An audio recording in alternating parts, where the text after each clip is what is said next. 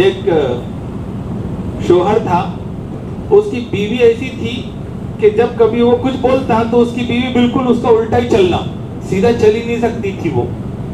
अभी घर में आना और बोलना चलो खाना दो, तो वो बोलती थी कि मैं नौकरानी हूँ तुम्हारी, क्यों दूंगी खाना, आज नहीं देती खाना, भूखे सोना पड़ेगा।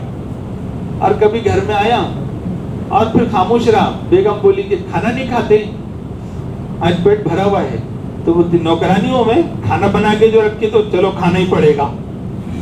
अब कुछ आदतें वो समझ गया था, उस हिसाब से चलता था उन्हें। लेकिन एक बार ऐसा हुआ, बारिश हो रही थी और उसके समझ में नहीं आया कि कैसे सवाल के जवाब होते रहते घर में और कैसे लेके चलना पड़ता। बेगम के दिमाग में चल रहा मायके जाने का है। अब जैसी घर में आया तो बोलने लगी वो कि आज मुझे अपने अम्मी के पास जाने के। उन्होंने बोले बहुत बाहर बारिश हो रही, नहीं जा सकते। क्या बोलना चाहिए था उन्होंने, जाओ बोलना चाहिए था, लेकिन उन्होंने के मुंह से निकल गया आज नहीं जाना चाहिए। वो बोलिए अब तो जाऊंगी तो आज ही जाऊंगी। अब इन्होंने भी बेचारों ने छाता लिए, बेगम को लिए साथ में। अब नदी आ गई सामने।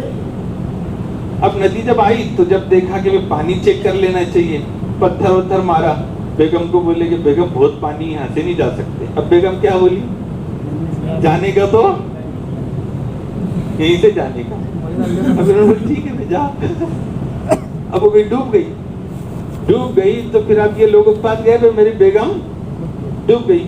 अब डूब गई तो निकालने के लिए पहुंचे वहां, तो कहाँ से निकालना है भाई, तो उन्होंने बताया यहाँ से निकाल।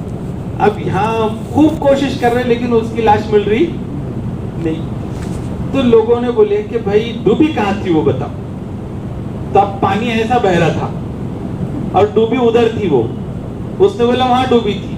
तो इसने कहा तो वहां डूबी थी तो उससे आगे मिलेंगी वो, और तुम इधर पीछे कैसे लाए। तो वो बोलने लगे कि अब जिंदगी में उल्टा चली तो मुझे लगा कि मरने के बाद भी उल्टा ही चल रही होंगी, तो पीछे ढूंढने को गए।